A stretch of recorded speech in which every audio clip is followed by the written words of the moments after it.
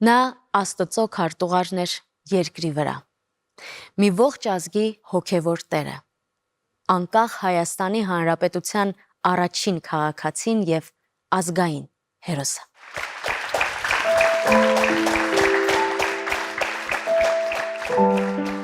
Մեր ժողովուրդը պետք է լավ ճանաչի ինքն իրեն, ուղիղ հասկանա իր հարազատ ազգայինը և սրբությամբ պահի պահպանի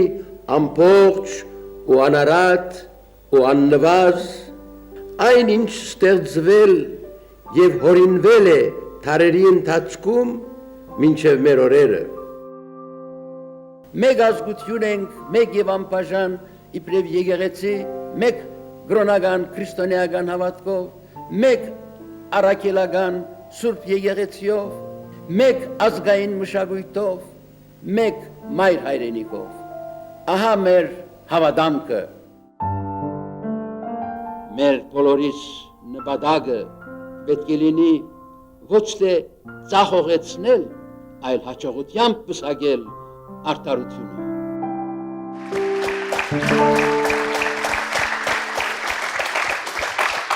Ամենայն հայոց 130-րդ հայրապետ Վազգեն Առաջինին է նվիրված մեր այսօրվա հաղորդումը և մեզ համար մեծագույն պատիվ է այսօր այս տաղավարում հիշել և զրուցել նրա մասին։ Իմ հյուրերն են այսօր Վազգեն արքեպիսկոպոս Միրզախանյան,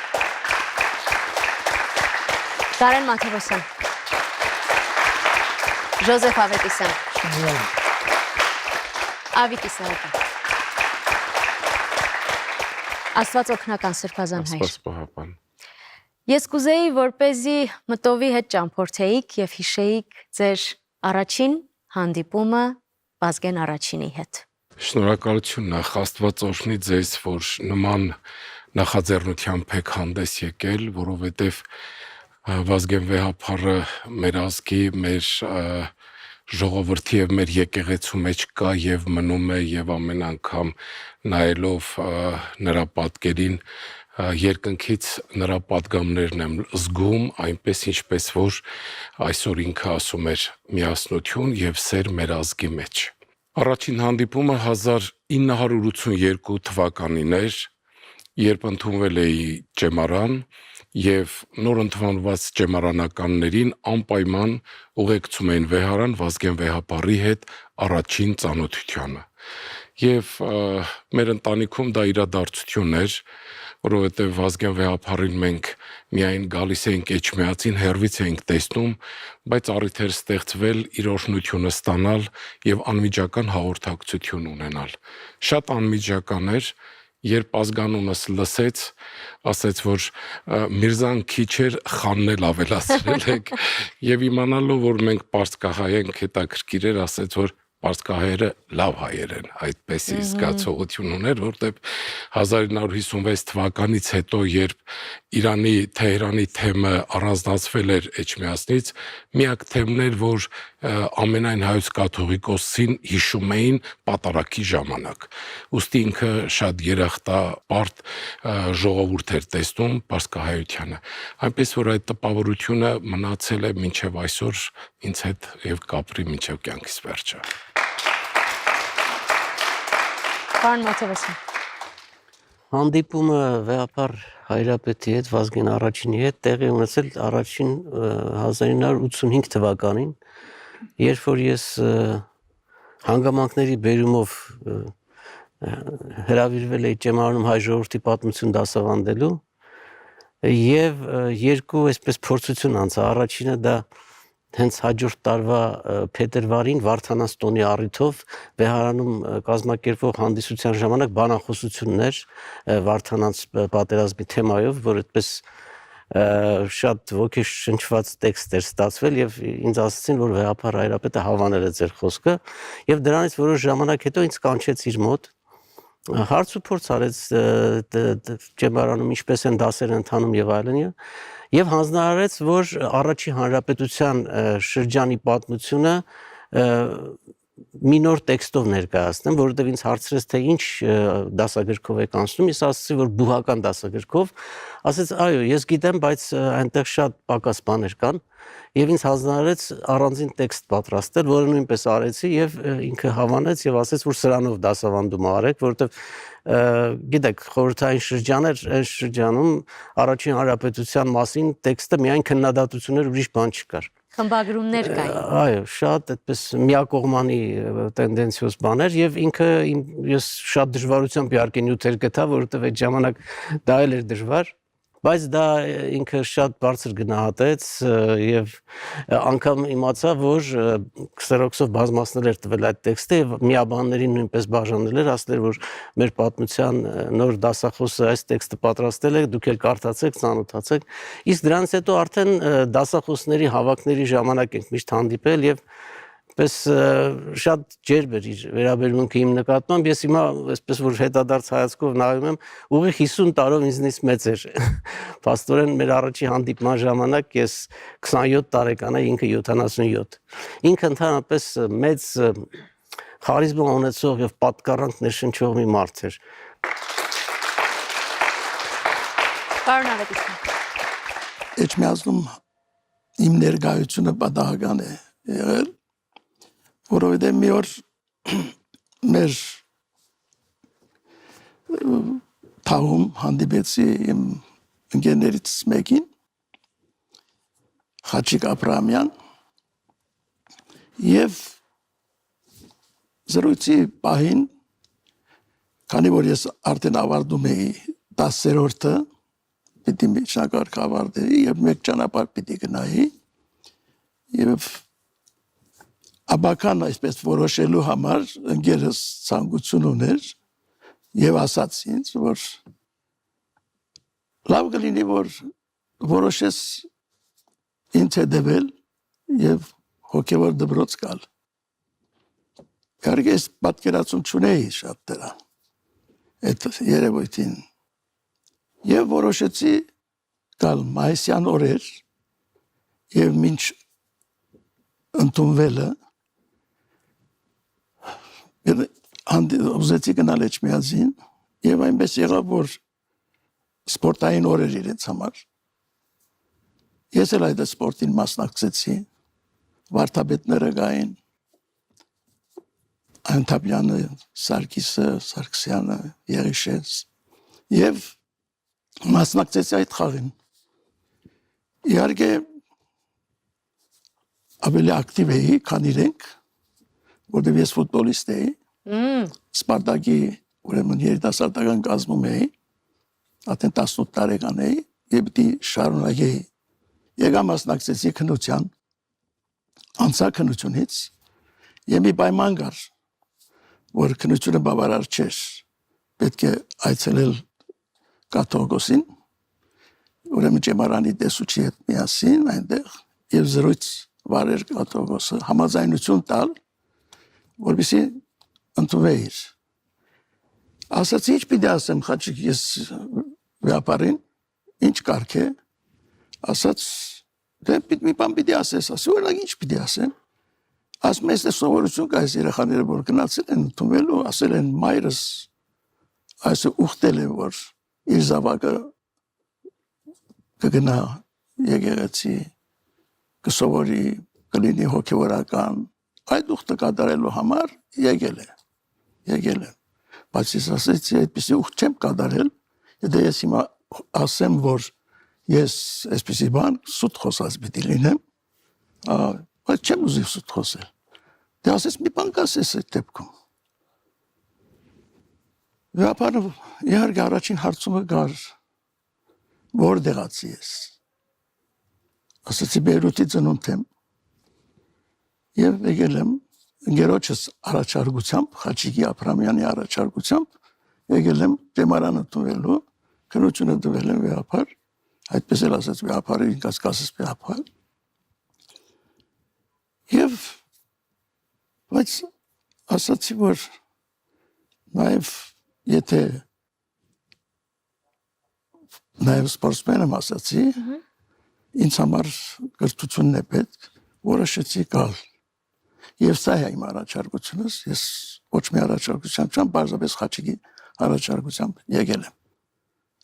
Եվ ինչ Ասեց, ասաց։ երիտասարդ ասեց, առաջին անգամ եմ լսում, որ ոչ մի պատճառաբանությամբ չես գալիս։ Որտե բոլորը այդ նույն խոսքն ասացին, որ պատվեր է մայրական կողմից, ծնողի կողմից, բայց դու պատրապար եկել ես։ Ասեց ապրես, ընդունված ես։ Դուրս եկա և ճեմարանի ուսանող դարձա երկրորդ կուրսից։ Պարոն Իսահակյան, ձեր ընտանիքի հետ մտերմությունը մի այլ պատմություն է եւ հետ գնանք։ Մենք խոսում ենք մի մարդու մասին, որ սովորական մարդ չէր։ Այո։ Գիտեք, մանավանդ հիմա մեր օրերում նման մարդ իսկապես մի լեգենդ էր։ Եվ եթե մենք, ասենք, մեր դասական գրականության մեջ ունեցել ենք Թումանյան, Իսահակյան, Չարենց, մեր նկարչության մեջ Այվազովսկի, Սարյան, երաժշտության մեջ Կոմիտաս Արամ Խաչատրյան, ապա հայ կրոնի պատմության մեջ էլ եղել են այդպիսի վեհապարներ, ինչպես Մկրտիչ Խրիմյանը եւ վեհապար Վազգեն առաջինը։ Մենք գործ ունենք մի մարդու հետ, որը ի վիրուստ իր ծննդյան օրից պետք է լիներ ամենայն հայոց վեհապար, այդպիսի ծնունդ էր, որտեղ էլ նա ծնվեր։ Ծնողները Թուրք Հայաստանից են, Պոլսից, ինքը Ռումինիայից, շատ սովորական համեստ արհեստավորի ընտանիքից, բայց Աստված դրան էր ընտրել։ Իբարս մեր ժողովրդի, իր երջանկություն մեր ժողովրդի, որ մենք այդպիսի վեհապար ունեցանք, որ տեսանք, թե ինչպես է լինում մեծ վեհապար եւ Էջմիածի հեղինակությունը ու անունը հայ ժողովրդի սրտում եւ համայն հայության մեջ վեհապարը բարձրացրեց։ Ես գիտեք, որ շատ մոտ էր Իսահակյան Վազգենից առաջ մեր Շորեկչյան Գևորգ 6-րդ կաթողիկոսի հետ, նրանք Իսահակյանը, Ավետիք Իսահակյանը այդ սովորել է Բերլինում եւ միասին շատ ընկերներ են եղել եւ այդպես ամբողջ կյանքը շարունակվել էր այդ ընկերությունը, նրանք համարյա հասակակիցներ էին եւ վեհապարը տեսնում էր, որ ժամանակը գնում, ինքն մեծանում է, հիվանդանում է, վերջի շրջանում հաճախ էր հիվանդանում, այսպես զրույցներում Իսահակյանի հետ նրանք խոսում են, թե ով է լինելու հաջորդը, ով է գալու փոխարիներ, որտեղ լինելով իմաստուն մարդ Չորեքչյանը մտածում էր, որ պետք է հենց իր գիտակցությամբ, իր մասնակցությամբ ապսպրել հաջորդ, ուրեմն մեր հայոց ճիշտ է ընտրություն կար, բայց պետք է ընտրյալը լիներ։ Եվ այդտեղ վարպետը ծանոթանում է Էջմիածնում երիտասարդ Լևոն Պալչյանի հետ, որը ծնվել էր 1908 թվին եւ այդ ժամանակ մոտավորապես 45 տարեկան էր, 53 թվի մասին եմ պատմում։ Եվ հետո պայմանավորվել էին, մեկ վեհապարը մի քանի անգամ եկավ վարպետին տեսության, ինքն էր գալիս, այսպես հանդիպում էին, մեր այգում զրուցում, խոսում, որոշ ժամանակ անցել միասին, ասենք, վեհապարը իր զիմ մեքենան ուղարկում էր, սկզբում սրբազանն էր Ռումինիայի առաջնորդը Վազգեն ապագա վեհապարը, ապա Իսահակյանը միասին գնում էին Էջմիածին եւ օրը անցկացնում։ Այդպես օրերից արդեն մեր պապիկը երբեմն ինձ էր տանում, եւ ես երկու վեհապարներին գործող եւ ապագա միասին եմ տեսել։ Եվ ստեղ ինձ հետաքրքիր մի հատ բան եմ ուզում ցույց տալ, այս իմ գրքում Երևանը երազում եւ արդեն դրել եմ ֆոտոլուսանկար է։ Վեհապար Չորեքչյանը կողքին մեր երիտասարդն ժամանակ Սրբազան Պալչյաններ, այսեր ես եւ այս ֆոտոն Գյումուշգեսում է արված։ Գյումուշգեսը ուներ մի հրաշալի վարդանոց, Գործունյան անունով բուսաբանկար, եւ Իսահակյանը մեր երկու ընկերական առաջնորդների հետ գնացին դեպի Գյումուշգես, ինձ էլ հետները տարան, օր այնտեղ անցկացրեցինք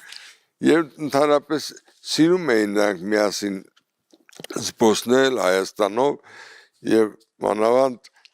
Իսահակյանը ուզում էր ավելի մոտիկ ճանաչել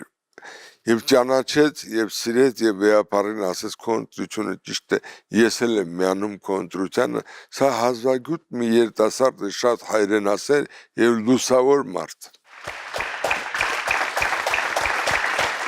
Հայրապետն ասում էր. Աստված փնտրելու ճանապարհին ես գտա Սուրբ Էջմիածինը, եւ այդ օրվանից իմ անձը, իմ կյանքը, իմ ողջ հոգեկան աշխարհը նույնացավ Սուրբ Էջմիածնի եւ հայրենիքի գաղափարների հետ։ Հայրապետության 39 տարիների ընթացքում նա վայելում էր ժողովրդի սերն ու ակնածանքը, նրա խոսքին եւ քարոզին սպասում էին։ Նա մեկն էր, ով շահեց ժողովրդի վստահությունը հայրենիքին մեծ նվիրումի, իմաստուն ու հավասարակշիռ հոգևոր գործունեության շնորհիվ։ Որովհետեւ կարողանանք առավել պայծառ աբակագերդել, բարդավոր ենք մեր ներգան առավել ամրապնդել, մեր բնակչության թիվը աճեցնել, մեր երկրի տնտեսությունը զորացնել, մեր ժողովրդի ազգային մշակույթը ել ավելի ծաղկեցնել, մեր եկեղեցական հոգևոր կյանքը շենացնել, մնալով միշտ պատրաստ եւ արթուն, մնալով միշտ պատրաստ եւ արթուն, ամեն նպաստավոր առիթ օգտագործելու հոգուտ մեր այս պայծառ աբակայի իրականացման։ Վազգեն Վեհափառը Լևոն Կարապետ Պալճյան աշխարհիկ անվամբ ծնվել է Ռումինիայում։ Նախնական կրթությունը ստացել է Օդեսայի հայկական նախակրթարանում, ապա Բուխարեստի Միսաքյան Քեսիմյան ազգային վարժարանում, սովորել է Բուխարեստի առևտրական բարձրագույն վարժարանում, ապա Բուխարեստի պետական համալսարանում։ Համալսարանն ավարտելուց հետո շուրջ 14 տարի դասավանդել է տեղի հայկական դպրոցում։ Դեռ ուսանողական տարիներից զբաղվել է ազգային հասարակական ակտիվ գործունեությամբ։ Նրա հրապարակախոսական հոդվածները տպագրվում էին Եվրոպայի հայկական պարբերականներում։ 1943 թվականին Ռումինահայ թեմական խորհուրդը նրան ուղարկում է Աթենք, որտեղ ձեռնադրվում է կուսակրոն քահանա Վազգեն հոգևոր անունով։ Նույն տարում ընտրվում է Ռումինահայոց թեմի առաջնորդական տեղապահ, իսկ ավելի ուշ ստանձնում Բուլղարահայոց թեմի առաջնորդի պարտականությունները։ 40 տարեկանում առաջին անգամ գալիս է Հայաստան, ստանում ծայրագույն վարդապետի աստիճան, իսկ 3 տարի անց Գևորգ 6-րդ հայրապետը օծում է նրան եպիսկոպոս։ 1955 թվականի սեպտեմբերի 30-ին մայր տաճարում անսովոր իրարանցում էր։ Էջմիածնում հավաքված ազգային եկեղեցական ժողովի անդամները կաթողիկոս էին ընտրում։ Ամենայն հայոց 130-րդ հայրապետ ընտրվեց 46-ամյա Վազգեն եպիսկոպոս Պալճյանը։ Խոստանամ եւ ուխտեմ առաջի սրբոս սեղանույթ եւ Աստված ընկալ սուրբ նշանածս հանցն առնուլս բաշտոնս եպիսկոպոսաբեդության Հայաստանի այս եկեղեցվո։ Հետագայում նա ասում էր, որ Աստված փնտրելու ճանապարհին նա գտավ Էջմիածինը եւ իր հայրենիքը, իսկ հայ ժողովուրդը իր հոգևոր առաջնորդին, որն իր կաթողիկոսության տարիներին դրսևորեց մեծ վճռականություն եւ արեց անհնարինը վերականգնելու հայ ժողովրդի հոգևոր կապը եկեղեցու հետ, պահպանելու հայ եկեղեցու գոյությունն այդ ծանր շրջանում։ Ժամանակները բարդ էին, անելիքները շատ, բայց իր հեռատեսության եւ հայրենասիրության շնորհիվ Վեհափառը կարողացավ բարեկարգել եւ շենացնել Սուրբ Էջմիածինը, վերաբացել եկեղեցիներ, կրթել եւ պատրաստել եկեղեցու ավագ սպասավորների։ Հայրապետը մեծ հեղինակություն էր վայելում ոչ միայն հոգևոր, այլև մշակութային, քաղաքական եւ հասարակական կյանքում։ Վազգեն Վեհափառն ապրեց եւ գործեց սեր ոչ երբեք անկանի նշանաբանով եւ իր ժողովրդի սրտում հավերժ մնաց որպես սիրված հովվապետ։ Շուքազան հայր, դուք եղել եք նրա աշակերտը եւ վերջին գավազանակիրը, եւ երբ պատրաստվում էի հաղորդմանը, այլ աշակերտներ նույնպես պատմում էին, որ սովորություն ուներ ընթրիքներ կազմակերպելու, զրուցելու, հիմնականում դասական երաժշտության ուղեկցությամբ եւ հատկապես Մոցարտ էր սիրում։ Այո, ինքը որպես գիտության մարդ ունենալով հոգեբանության եւ փիլիսոփայության բարձր գիտելիքներ, Ճեմարանի 4-րդ եւ 5-րդ լսարանի սաներին դասավանդում էր հոգեբանություն, փիլիսոփայություն, իսկ 5-րդ լսարանում քարոզխոսություն։ Երբ մենք արդեն 1988 թվականին 5-րդ լսարան էինք, արժանացանք քարոզխոսության դասերին վեհապարահիրապետի, այդտեղից ավելի մտերմացանք, շատ ջերմ էր, որովհետև 1988 թվականը համընկավ նաև Արցախյան շարժման հետ, եւ մենք որպես երիտասարդ ուսանողներ երբեմն ճողոպրում էինք եւ մասնակցում էինք դրան ու մեր քարոզների բնույթի մեջ շատ ազգային ապրումներ էինք դնում, որը իրեն շատ էր դուր գալիս։ Իհարկե, երբ եկավ արդեն սարգսակության շրջանը եւ 1991 թվականին այսօրվա Մովսես arczepiskopos-ի հետ միասին էինք, հրավիրեց, որ վերջնական ընտրություն կատարենք ձեռնադրության, ընտրեցինք եւ ձեռնադրության ժամանակ, երբ Ներսես arczepiskopos-ը բաշխեց իր անունը, ինձ համար շատ տպավորիչ էր։ Եվ հետագային ինքը ինձ բացատրեց ասելով, գիտես այդ անունը որտեղից է, ասեցի շատ կուզեի իմանալ, բանից պարզվեց, որ 1943 թվականին, երբ ինքը պիտի ձեռնադրվեր կուսակրոն հոգևորական, իր լավ ուսուցիչ Հակոբ Սիրունին, հայտնի արևելագետ, մտավորական, ազգային քաղաքական գործիչ, որ մեծ դեր է ունեցել իր մարդկային նկարագրի կերտման վրա, ասում է, որ առաջարկեց, որ այդ անունը դրվի իր վրա, որովհետև այդ անունը կրել է Վանի հերոսամարտերից մեկի հերոս Տիգրան Տերոյանը, ում մականունը Վազգեն է եղել, այո, շատ հետաքրքիր պատմություն կա նրա մասին, պատմաբանները անդրադարձել են դրան։ Եվ այդ անունը կրել էր եւ ինքը բացատրեց ու պատմեց, եւ ես շատ սիրեցի ու այդպես շարունակում եմ։ Իսկ ինչ վերաբերում է արդեն ավելի ուշ շրջանին, գիտեք 1991-ից մինչև 94 թվականները Վանքում 3 երիտասարդ վարդապետներ էինք եւ մի տարիքով եւ 2 եպիսկոպոսեր քիչ էինք։ Ազգային վեհապարը շատ հաճախակի էր մեզ կանչում իրեն հետ ընտրելու եւ սիրում էր, որ ճաշերը ինքը լցներ։ Եվ ամեն անգամ նաև բացատրում էր, թե այդ ճաշերի բաղադրությունը եւ ընթրիքից հետո բաց չէր թողնում,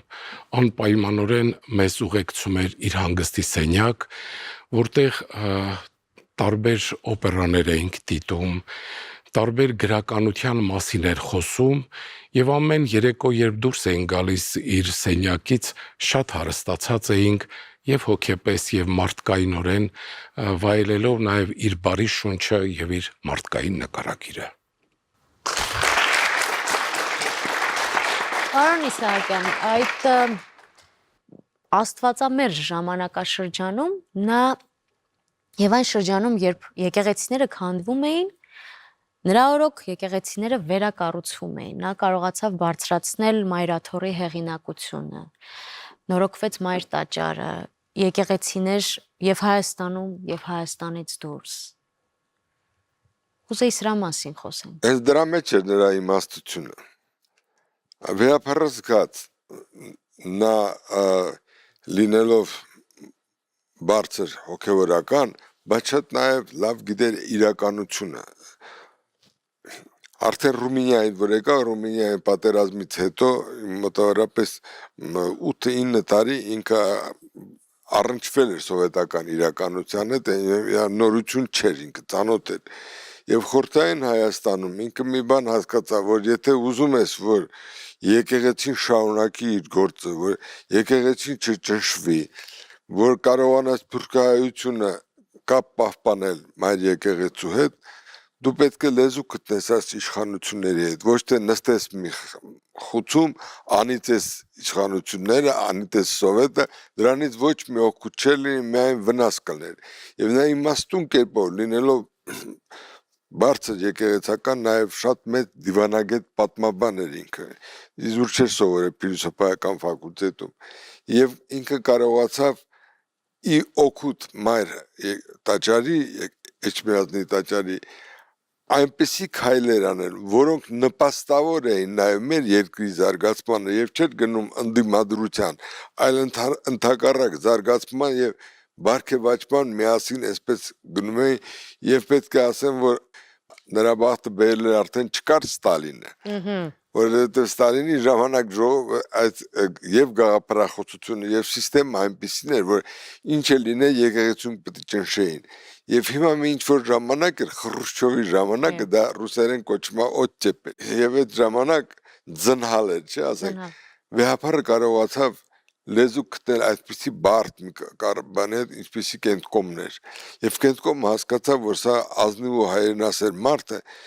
եւ մենք ավելի օգտակար ու խելոք կաշխատենք, եթե մենք այդ որոշ հարցերում գնանք ընդառաջ վեհապարին։ Եվ սա օրինակ հանդիսացավ, որ երևի խորհրդային միությունում ամենահարուստ հայոց եկեղեցին էր։ Եվ ամենաբարգեւաճը ռուս եկեղեցական նախանձով էին նայում մեր եկեղեցին, սա էր ինչ հենց վեհապարի իմաստություններից մեկն է, եւ երկրորդ նա հասկացավ, որ պետք է սփյուռքահայությանը ավելի կապել մայր հայրենիքի հետ։ Եվ նա այս տեսակետից ոչ թե արևմտահայ էր կամ արևելահայ էր, նա ոչ թե կոմունիստ էր կամ դաշնակ էր, նա ամենայն հայոց հայրապետն էր, մեր վեհապարը, լուսահոգի։ Պարոն Մաթևոսյան, նաև նրա օրոք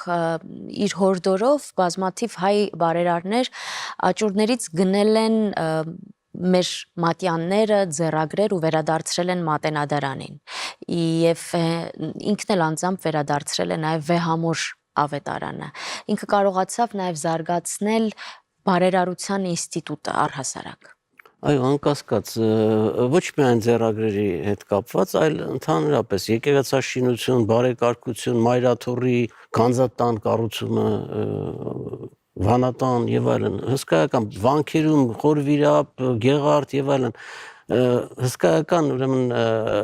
շինարարական գործեր կատարվեցին բարերարների միջոցների ներգրավմամբ, բնականաբար։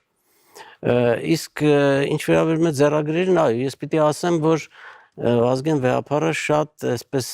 սերտորեն կապված էր Մատենադարանի հետ եւ նրա ամեն այցելությունը Մատենադարան նշանավորվում էր մի շատ նշանավոր ձեռագրի նվիրատվությամբ, դրանցից մեկը Վեհամոր ավետարանը, դրանով է հետաքրքիր, որ Վազգեն վեհապարը այդ ավետարանը, որը մեր ձեռագրերի մեջ համարվում է հնագույնը, մոտավորապես 7-րդ դարի, նա նվեր էր ստացել Վահան եպիսկոպոսից եւ Վահան եպիսկոպոսը մակագրել էր ի հիշատակ Վազգեն կաթողիկոսի մոր։ Դրա համար Վեհամոր է կոչվում եւ այդ ուրեմն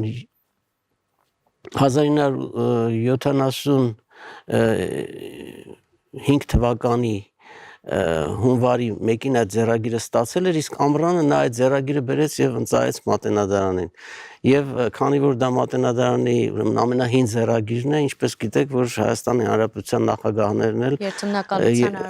երթվում են այդ ձեռագրի վրա։ Վազգեն կաթողիկոսը նվիրել է նաեւ 10-րդ դարի մի շատ էլի նշանավոր ձեռագիր, որը Մատենադարանի տնօրինությունը ելնելով այդ ձեռագրի մեծ արժեքից եւ իդեպ պետք է ասել, որ դա ինչ որ մեկը վաճառում է շատ բարձր գնով եւ երբ որ Մատենադարանի մասնագետներին հարցրել է վեհապարը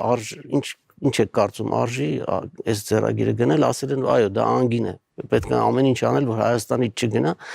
եւ կաթողիկոսը այդ ձեռագիրը գնել նվիրել է Մատենադարանին եւ դա կոչվում է Վազգեն վեհապարի ավետարան երկրորդը։ Եվ մի կարևոր բան էլ ասեմ, Թորոս Ռոսլինից մենք երկու ձեռագիր ունենք, գիտեք, որ Թորոս Ռոսլինի ձեռագրերը ուրեմն գլուխգործոցներ են համարվում եւ այդ երկու ձեռագիրներն էլ արտասահմանից Հայաստանը բերել Վազգեն կաթողիկոսը, այն ժամանակ դա այդքան հեշտ գործ չէր, այսինքն սահմանը անցկացնել եւ բերել, մի խոսքով դրանք նույնպես բերել եւ ընծայել է Մատենադարանին։ Սրբազան հայր, նաեւ խորհրդային միության տարիներին այդ համաքրիստոնեության շրջանակից դուրս լինելով, նաեւ նա զարգ տվեց էկումենիզմի շարժմանը ու նաև թեմեր ձևավորելուն ամբողջ աշխարհով մեկ։ Կուզեի նաև սրան անդրադառնալ։ Շնորհակալություն։ Վազգեն վեհապարի շրջանին հայ առաքելական Սուրբ եկեղեցին դարձավ եկեղեցիների համաշխարհային խորհրդի անդամ եւ Եվրոպայի եկեղեցիների խորհրդի անդամ։ իր վարկանիշը այնքան մեծ էր, որ 1970 թվականին առաջին անգամ լինելով Հռոմի Պապը հրավիրեց իրեն Վատիկան եւ շատ մեծ պատիվներով դիմավորեց եւ դա շատ մեծ ազդեցություն ունեցավ Հռոմի եւ Էջմիածնի հարաբերությունների ամրապնդման զարգացման, որը մինչ այսօր այդպես շարունակվում է։ Մյուսը շատ լավ կապեր ուներ նաեւ ինչպես ռուս եկեղեցու, այնպես էլ մյուս եկեղեցիների պետերի հետ։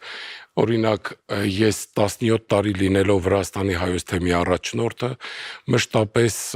Վրաստանի Իլիա II պատրիարքի կողմից լսել եմ մեծ հարգանք եւ սեր իր նկատմամբ, որովհետեւ հաճախակի է եղել Վազգեն Վեհափառը Վրաստանում, նույնիսկ նրա ընտրության ժամանակ է ներկա եղել եւ վրաց եկեղեցուն շատ մեծ օգտակարություն է բերել իր կաթողիկոսության տարիներին։ Շատ հետաքրքիր բան էր պատմում Ռուսաստանի ռուս եկեղեցու պատրիարք Պիմենից, ով 70-ական թվականներին նամակ է գրում Վազգեն Վեհափառին, առաջարկելով, որ քանի երկրները միասին են, արդեն ժամանակն է, որ հայ եկեղեցին նույնպես միանա եւ դառնա ռուս եկեղեցու մեկ մասը։ Վազգեն Վեհափառը պատմում էր, որ շատ ծանր ապրումներ է ունեցել այդ պատասխանելու ժամանակ, բայց ի զարմանս մեզ օգնություն են հասել այդ օրերի Կենտկոմի քարտուղարներից մեկը։ Եկել եւ Վազգեն Վեհափառն ասել է. Վեհափառ, մենք ունենք մեկ անկախ կառույց, դա հայ եկեղեցին է։ Խնդրում ենք պատասխանեք այնպես, որ մեր եկեղեցին մնա նորից անկախ։ Եվ Վազգեն Վեհափառը իր խորագիտությամբ եւ դիվանագիտությամբ այնպիսի պատասխան է տալիս Պիմեն պատրիարքին, որ այլևս այդ հարցը երբեք չի բարձրանում։ Այնպես որ Վեհափառ հայրապետը լինելով խաղաղության մարդ կարողանում էր էկումենիկ շարժման մեջ նաեւ խաղաղության մասին խոսել եւ հայ եկեղեցու դիրքորոշումը։ Եվ երբ լսում եմ իրեն խաղաղության մտքերը, շատ նման են Ներսես Լամբրոնացու խաղաղության մոտեցումներին, որտեղ նա հատուկ ճառ ունի խաղաղության մասին եւ հետաքրքիր է, որտեղ նա ասում է ոչինչ, ասում է, տարբեր են լեզուները, տարբեր են մարդիկ, ռասաները, բայց մենք բոլորս նույն Քրիստոսին ենք հավատում եւ նրան ենք պաշտում, տարբեր լեզուներով, բայց մեր մեջ մեկ է Քրիստոս։ Ինչ վերաբերում է թեմերի հաստատմանը, իր շրջանին էր, որ հաստատվեց Միացյալ Նահանգների արևմտյան թեմը։ Այո։ Նրա օրոք էր, որ հաստատվեց Կանադայի հայոց թեմը, եվրոպական այլ թեմեր, այո, Նոր Զելանդիան, Ավստրալիան, այո, Մեծ Բրիտանիան, Շվեյցարիայի թեմը նույնպես, եւ իհարկե արեց ամեն ինչ, որ 1956 թվականին այդ պառակտումը Անտիլիասի հետ կարողանա վերականգնել, եւ պիտի ասեմ, որ իր գահակալության վերջին տարիներին Գարեգին երկրորդ կաթողիկոսը Մեծի տան Կիլիկիո, որ հետո դարձավ Գարեգին առաջին ամենայն հայոց, շատ մտերմացան եւ այդ բոլոր կապերը հնարավոր եղավ վերականգնել։ Պարոն Ավետիսյան, ես կուզեի խոսեինք նաեւ այն մասին, որ նա ասես կամուրջ էր դարձել Հայաստանի եւ Սփյուռքի միջև։ Այո։ Նա այդ միտքը արտահայտում էր հատկապես քարոզչության մեջ։ Իր քարոզները, որտեղ այդ իր հատկապես ես սրադարգեմ, քանի որ այս ժուրնալի խմբագիրն եմ, ես ընդհանրապես հայրենակցական միությունների խորհրդի հանդեսն է, ես Վեհափառ հայրապետի գործունեության վերաբերյալ ունեմ բազում հրատարակություններ, ընդհանրապես մի կատեգորիա ունեմ, որ պետություն եկեղեցի ժողովուրդ, այս սրա մեջ, որտեղ խոսում է եւ պետության հանգամանքների, եւ եկեղեցու, եւ ժողովրդի։ Այս երեքի համակցությունը Վեհափառը դարձրել էր իր քաղաքականությունը, իր դիվանագիտությունը։ Գիտեք, Սրբազանը ասած հանգամանքներ, բայց իր համբերատարությամբ կարողացավ պահպանել էջմիածնական տարածքը Սփյուռքում։ Ես շատ կարևոր բան եմ ասում։ Հենց կոնկրետ Անտիլիաս ուրեմն այդ հատվածի վերաբերյալ։ Սրբազան հայր, նրա օրոք նաև Էջմիածնի շատ կալվածքներ վերադարձվեցին ու ես որքանով տեղյակ եմ, նռնենիները ինքը անձամբ էր մշակում, այդպես է։ Անձամբ հետևում էր եւ Փառք Աստծո, որ մեր ներկա վեհապար Գարեգին II-ը, որ իր աշակերտն է եղել այդ նռենների հանդեպ եւ այն ամեն ինչ որ թողել է Վազգեն վեհապարը, շատ ուշադիր է։ Այդ նռենները այսօր էլ կան, համեղ նուրը տալիս են, այո, եւ դրանք բաժանվում են ուսանողներին, աշակերտներին հին ժամանակների ավանդության համաձայն։ Այո, այդ կալվածքները շատ կարեւոր էին եկեղեցու շնչելու եւ ապրելու համար, ինքը լինելով նաեւ արևմուտքից տեղյակ լինելով լավ ճարտարապետական հմտություններին եւ ճաշակին, ինչ որ նորոգում անում էր եկեղեցաշինության մեջ, դա շատ բարձր արժեքներ էր եւ ուզում եմ հատուկ նշել նաեւ նրա ընդհանրապես մշակութային գործունեությունը, որը բխում էր դրանից։ Եվ եթե իր սերունդը սովորեց մշակույթի նկատմամբ այդ մեծ սերը, դա գալիս է իրենից, որովհետև հրավիրում էր Վազգեն վեհապարը նաև այն օրերի խորհրդային տարիներին անվանի մարդկանց, արժանավոր մարդկանց, որոնց հետ մեր հանդիպումները շատ մեծ տպավորություններ էին թողնում եւ ահավասիկ իր շինարարական աշխատանքը, մշակութային, կրթական այդ ամբողջը կրթում ու դաստիարակում էր սերունդներին։ Եվ իր հարցազրույցներից մեկում Վազգեն առաջինն ասել էր. մշակույթը, մասնավորապես գեղարվեստական գրականությունն ու արվեստը պետք է եւ կարող են անփոխարինելի դեր խաղալ ժողովուրդների միջև փոխըմբռնման ու համաձայնություն հաստատելու մեջ։ Ամեն մի ժողովուրդ իր լեզվով, ինքնօրինակ մշակույթով անկրկնելի եզակի արժեքներ է ներմուծում քաղաքակրթության համաշխարհային գանձարանը։ Եվ արվեստի ամեն մի ստեղծագործության արժեք այնքան ավելի է բարձրանում, որքան ավելի է այն պետք ամբողջ մարդկությանը։ Աստված օրհնեց ինձ, որպեսզի այդ հնարավորությունը ունենամ ծառայելու եւ հատկապես օգտակար հանդիսանալու մեր շատ սիրելի վեհապարին։ Աշխատանքի մեջ վեհապարը կարող եմ ասել, որ շատ կանոնավոր էր, կարգապահ, ուշադիր եւ հետեւողական։ Վեհապարից կարևորագույնը, որ սովորել եմ, կարելի է ասել, ուշադիր լինել մարդ արարածի, մարդի նկատմամբ, հավատացյալի նկատմամբ, հոգատար լինել, սիրով վերաբերվել, ներողամիտ լինել, իր նկարագրին շատ հատուկ մաս էր կազմում իր ճշտապահությունը, կարգապահությունը, բծախնդրությունը, երբ պիտի ճամփորդեր վեհապարը, ուրեմն հաճախ իր պայուսակը այդպես դասավորելու համար ես առիթ ունեի իրեն հետ լինելու եւ մանրամասնությամբ սկիզբից ուրեմն պատրաստվում էր այդ ճամփորդություններին, թե եթե պիտի լինի Ամերիկայում այդ քաղաքի քաղաքապետին ինչպիսի հուշանվեր պիտի հանձնի եւ ինչ պիտի լինի, այս բոլոր մանրամասնությունների մեջ ինքը իսկապես չափազանց ուշադիր էր։ Անշուշտ ինքը լավ պատկերացում ուներ Արցախի մասին, ոչ միայն պատմությամբ, այլ նաև առիթ է ունեցել հովվապետական այցով լինելու Արցախում եւ ներսից եւ դրսից ճանաչում էր Արցախը եւ արցախցիներին, երբ որ Արցախյան շարժումը սկսվեց, նա առաջին իսկ օրից չվարանեց եւ նամակով դիմեց խորհրդային միության քարտուղարին Գորբաչովին, նշելով, որ Արցախը դա պատմական Հայաստանի լուսավոր մի մասն է, նահանգներից մեկն է, եւ այն պիտի արդարորեն վերադառնա Հայաստանին, եւ նաեւ եկեղեցու պետին, այդ ժամանակվա ռուս ուղղափառ եկեղեցու պետին է դիմել, տարբեր եկեղեցիների պետերին է դիմել, եւ այս առումով անշուշտ ինքը չափազանց, այսպես ասած, վիրավորված զգաց, երբ որ տեսանելի շոշափելի արդյունքի չհասավ եւ փոխեց իր ռազմավարությունը, ավելի շոշափելի գործնական քայլերի գնաց, որն է առաջի հերթին սրբատար կոնդակով հաստատեց Արցախի թեմը, որը դեռ 33 թվականին էր փակվել լուծարվել Խորհրդային Միության Ադրբեջանի հետ համատեղ եւ դա շատ լուսավոր մի էջ բացեց եւ սա շատ կարեւոր իմաստուն քայլ էր հայոց հայրապետի Ծանրորեն մտահոգված եմ նաև ես եւ բաժանում եմ մեր ժողովրդի հուզումը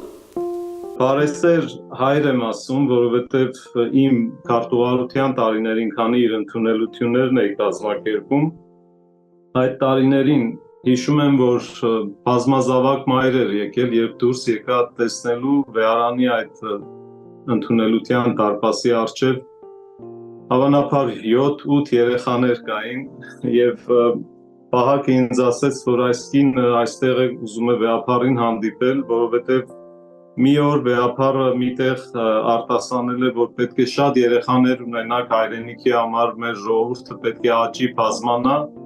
եւ ահավասիկ տես թե որքան է այս ընտանիքը բազմացել, ասեց Պահակը եւ ուրախ եմ ասելու, որ վեհապարը ոչ թե միայն ընդունեց, այլ նաեւ օգտակար եղավ, որպեսզի այդ կինը եւ ընտանիքը իր զավակները ուրեմն տուն ունենան, իրենց տուն ունենան եւ ավելի հանգիստ ապրեն Եվ կարևորը այն էր, որ ինքը հաստատեց, որ ինքը իր ժողովրդի հետ է։ Եվ սա փայլուն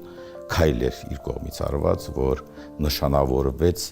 դարձավ ինքը սիրելին ժողովրդի կողմից։ Եվ ես մշտապես տեսնելով նրա փայլուն աչքերի ուրախությունը, թե ինչպես է հաղթանակը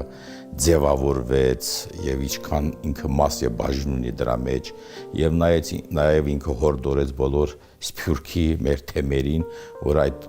օգնության ձեռքը մեկնեն նաև լինեն Արցախի կողքին։ Սա շատ կարևոր էր անշուշտ, որովհետև ինքը հեղինակավոր անձ էր եւ այդ հեղինակությունը օգտագործեց ի նպաստ մեր ժողովրդին, ի նպաստ Արցախի ազատագրմանը։ Սա շատ կարևոր էր, որովհետև կաթողիկոսի ճիշտ քայլը արդեն բնորոշում է, որ արդեն հոգեվոր հաղթանակը կա։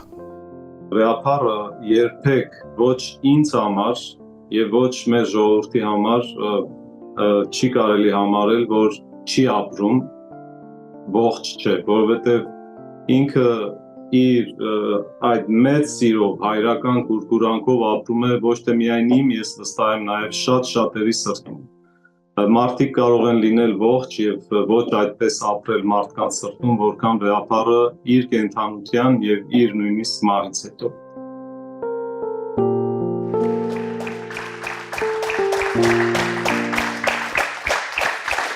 Եվ դուք նրա հետ շփվել եք, ճանաչել եք եւ վստահ եմ կարող եք ինչ որ առումով նաեւ ենթադրել, թե որը կլիներ նրա բարեմաղթանքը մեզ։ Պարոն Իսահակյան, սկսենք ձեզանից։ Ես կենթանի բարեմաղթանքն եմ հիշում, երբ 56 թվին դե մեր մոտ տարածված էր այն ժամանակ Էջմիածնի այգին պարիսպված չէր, այսպես բաց էր եւ հավատացյալ ժողովուրդ հավաքում էր գիշերով, ամբողջ գիշեր խարուկներ էին անում, մատաղներ էին նում, որպեսզի առավոտը զատիկը տոնեն, զատիկի գիշերը դա մի տեսակատարություն էր, մի ամբողջ այսպես թատերական տեսակատարություն էր։ Վեհապարը Իսահակյանին հրավիրեց, թե վարպետ դուրս գանք ժողովրդի հետ հանդիպելու։ Եվ մենք ինչակ դե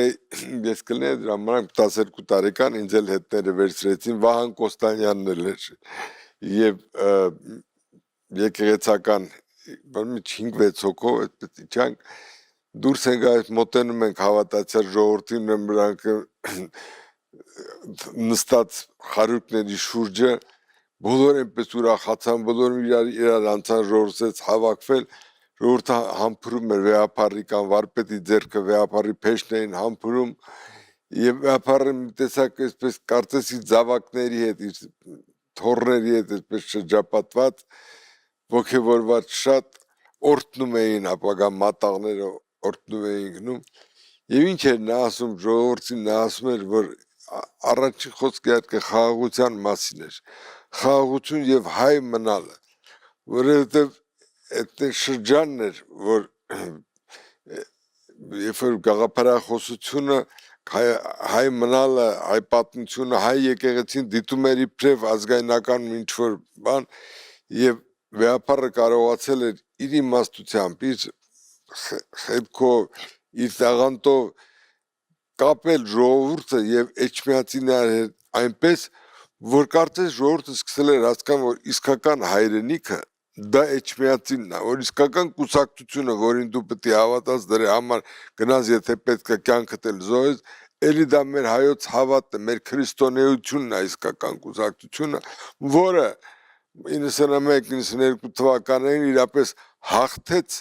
մեր հավատը, հաղթեց կոմունիստական գաղափարախոսությունը եւ Հայաստանը դառավ անկախ հանրապետություն եւ փառք Աստծո այսպես էլ շարունակվում է։ Ուրեմն այսօրվա մեր օրվա մեջ շատ մեծ է լուման մեր վեհապարի եւ այսօր ուզում եմ ասեմ նաեւ որ Էջմիածնում այդ հսկայական շինարարությունը որ այսօր տարվում է մեր Գարեգին երկրորդի օրոք կարծես Գարեգին երկրորդը շարունակում է շինարարական այդ ավյունը վեհապարի եւ ոչ միայն այս տաճարի այլ Հայաստանում բազմաթիվ գյուղերում բազմաթիվ տաճարներ են վերանորոգվում եւ փրկվում են կորուստից, փրկվում են ավերումից դա շատ մեծ գործ է որ մեր ժողովուրդը պետք է օր-օրի ավելի կապված լինի եկեղեցու հետ որովհետեւ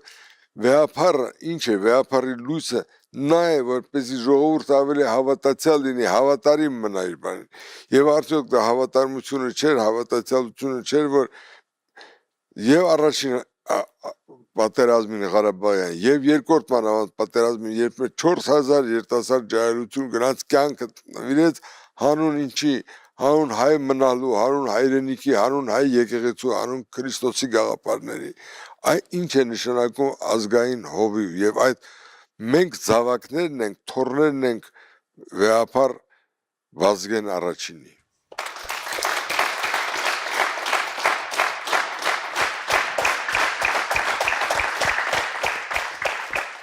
Սիրեք իրար սովորեք սիրել որովհետև սերն էինք ասում որ դա փրկության ճանապարհն է փրկություն տանող ճանապարհն է երկխոսության ճանապարհը պիտի սիրով լինի եւ համբերատարությամբ վեհապարը բացարձակ համբերություններ իրենից եւ համբերանքով ինքը բոլոր ցանկությունները եկեղեցու պահանջները իրականացրեց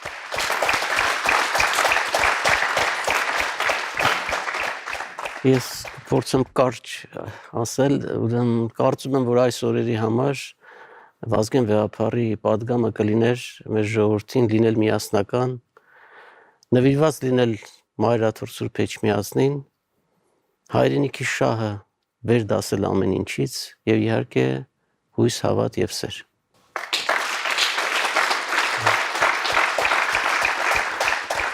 Հաշվի առնելով այն հանգամանքը, որ Երջանկայի շատակ Վազգեն առաջինը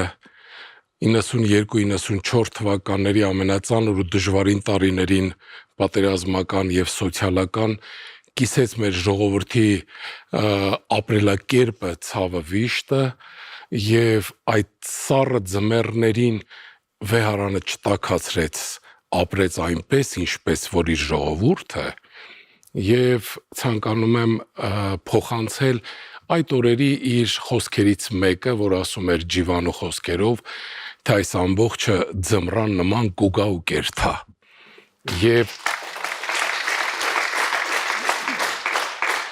Եվ այն դժվարությունները, որ այսօր մեր ժողովուրդը տանում է, եւ տեղին կլիներ, որ հենց երկնքից նորից նայր մեզ մեր Երջանկայի շատակ վեհապարը, դա ասեր ու ասեր մի վախեցեք Քրիստոսի խոսքերով, հավատացեք ու դուք կփրկվեք։ Հայրապետը նաև ասում էր. Ես հավատում եմ, որ փրկության հիմնական ու թերևս միակ ճանապարհը աշխարհում բարի կամեցողության ու վստահության մթնոլորտ ստեղծելն է։ Դրան կարող է նպաստել տարբեր երկրների ու ժողովուրդների, տարբեր ցեղերի ու դավանանքների խաղաղ գոյակցության քաղաքականությունը։ Եվ այս խառն ու խրթին աշխարհում ամենայն հայոց հայրապետի խոսքերը առավել քան հնչեղ են այսօր։ Եվ ուրեմն ամեն։ Շնորհակալ եմ։ Կհանդիպենք առաջինը։